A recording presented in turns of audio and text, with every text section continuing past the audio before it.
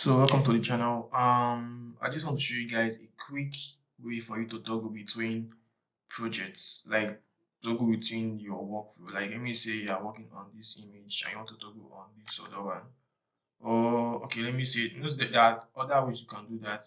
You can either do click on go stretch yourself, click your mouse and click, or you go here, click on the one that you're working on.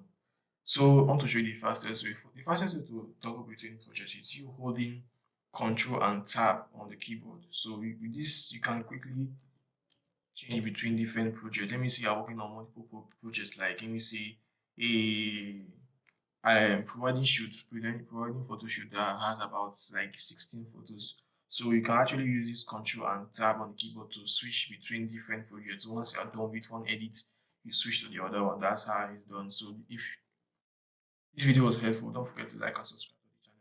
Also turn on the bell notification icon to be notified when I post content like this. And I'll see you guys in my next video. Bye.